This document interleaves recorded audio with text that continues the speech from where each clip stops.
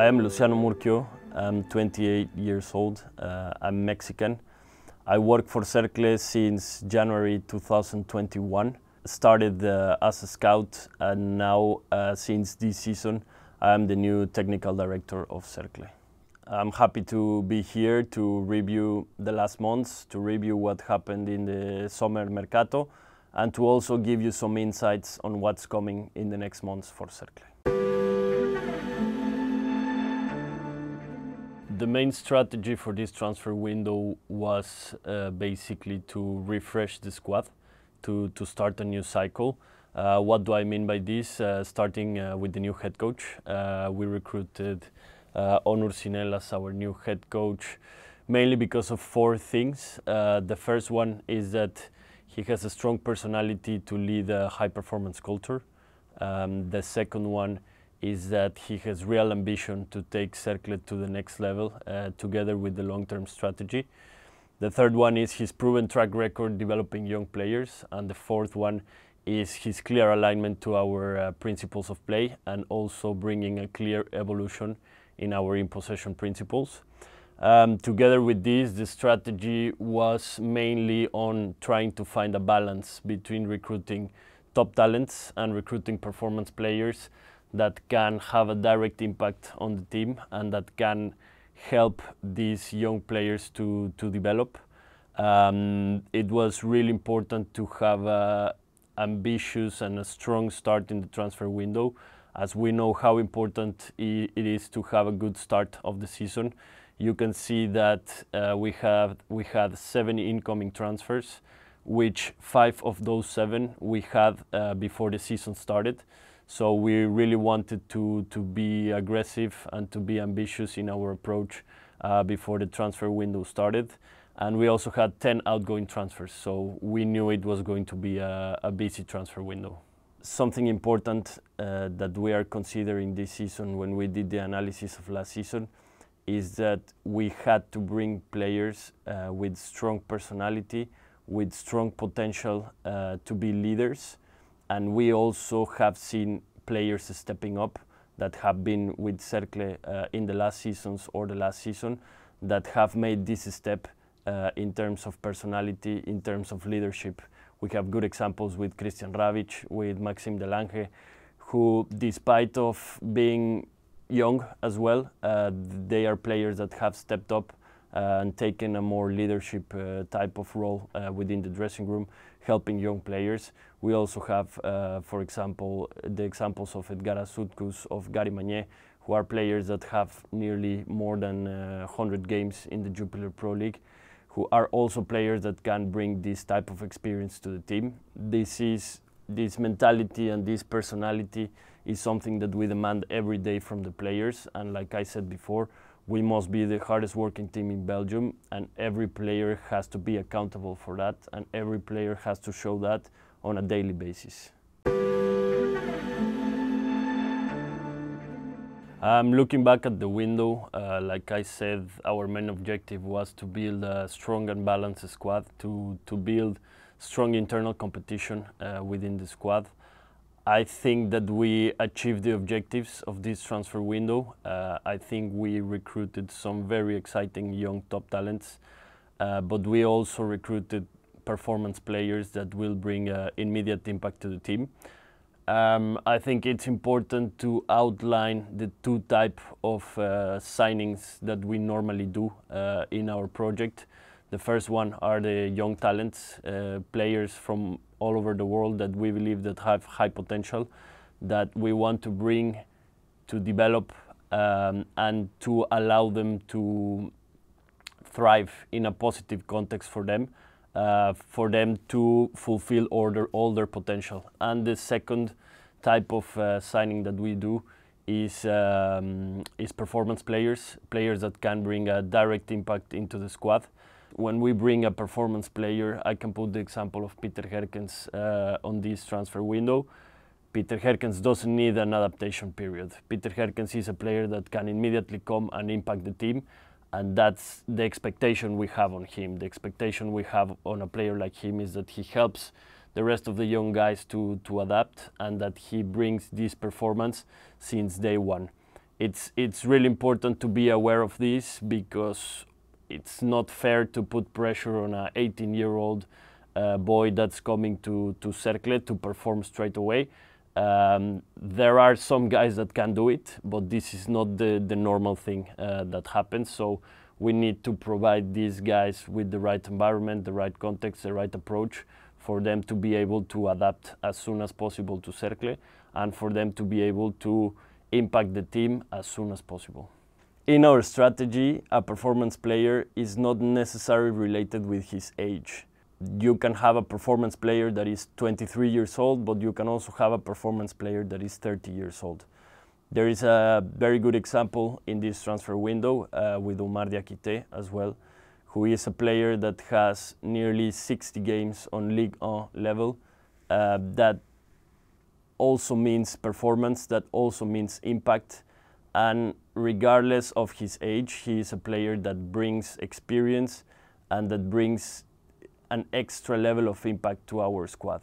So it's important to outline and to highlight that we believe that we needed an extra bit of experience and an extra bit of impact in our team, and that's why we made this type of signings as well.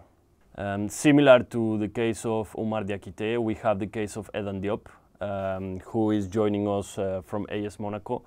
Edan Diop, despite of being young, as a 2004 player, he's a player that has more than 20 games with AS Monaco first team, that has European experience and experience in Ligue 1. This is a player that, regardless of his age, he has the experience, he has the level and the personality to make an impact in our team. And this is something really important for us that we consider on this transfer window, to find a balance between bringing players that have a top potential for the future, but also bringing players that can have an immediate impact in the team, regardless of their age. It's true that some key players left, but I think something important is that we also managed to keep some very important players. The example of Aguiecum and Núñez, that we managed to leave their option for them to continue with Cercle. Some other important players that there was a lot of interest, but we also managed to keep, like Christian Ravic, like Alan Minda, like Nacinho. These type of key players is also important to keep. It's very important to be aware that Belgium, not only Cercle, but Belgium is a selling league. In the end, the clubs are highly dependent on player trading regarding the revenue, and this is something that is part of our strategy as well. In the end, when a player goes to a higher level, to a top 5 league, this is also a positive story for Cercle. Cercle wants to develop and to build players for the highest level, and when a player goes to the highest level, it's something we should be proud of, not something we should regret. We work really hard with succession plans. What does a succession plan is? Basically, being ready for these type of things. Sometimes when a player leaves, you already have in-house the replacement for this player. Sometimes you need to go to recruit externally, but it's up to us to be ready to fulfill these pathways. Normally, before a transfer window starts, we create a plan where we kind of outline and project what we think is going to happen and where we think we should be more ready.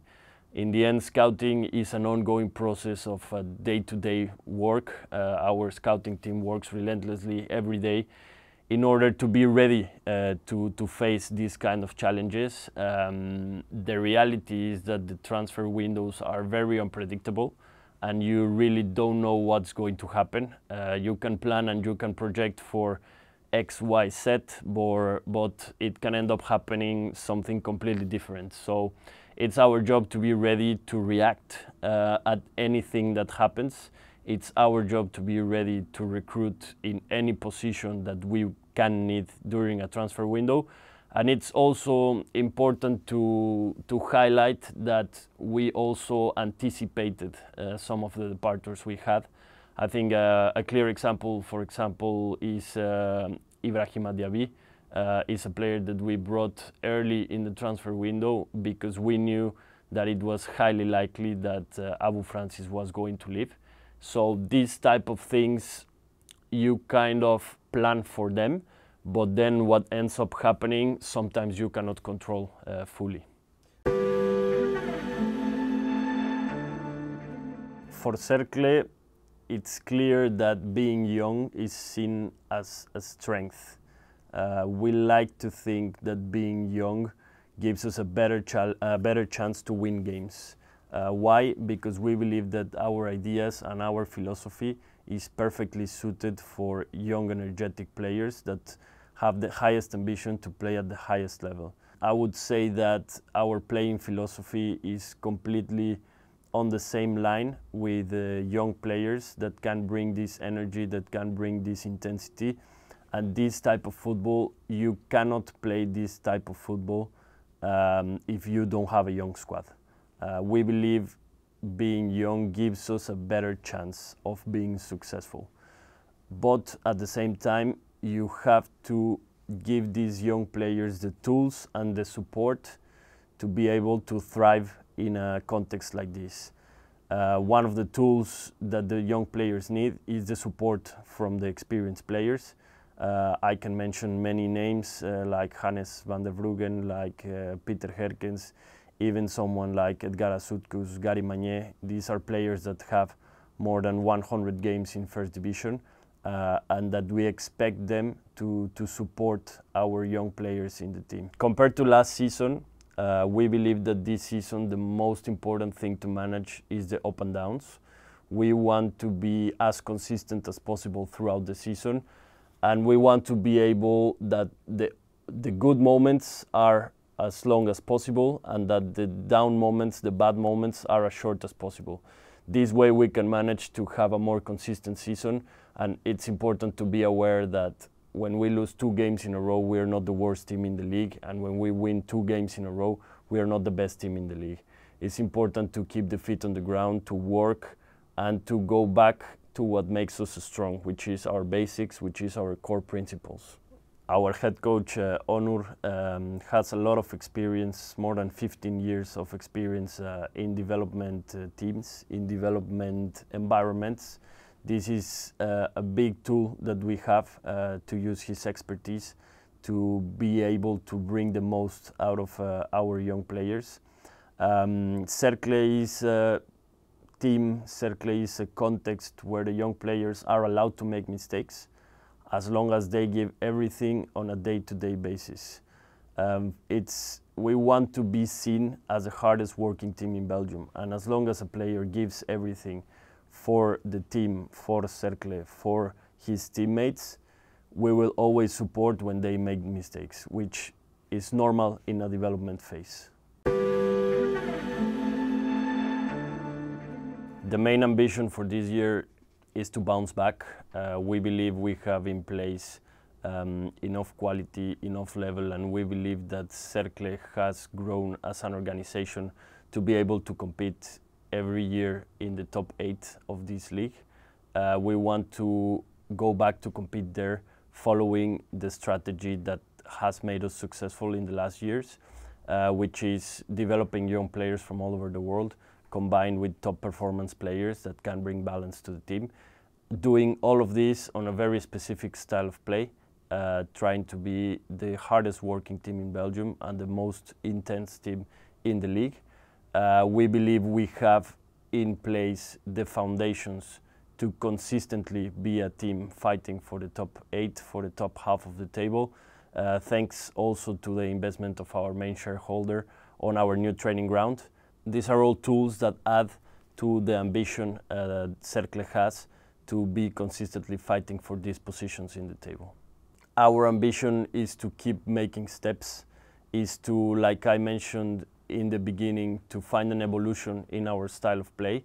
We are a pressing team. We press to score goals. Our goal is to recover the ball as high as possible to score goals, but we also know that we have to bring more when we have the ball. We also know that we have a lot of steps to make in the in-possession game, and this doesn't come from one day to another. This is a process. Like I said, we are starting a new cycle with a new head coach, with a lot of new players, and this takes time. We're aware of that, and we really believe on what we're doing, and we believe that the best Cercle is yet to come. Like I said, we are on a positive way, but we still have a long way to go.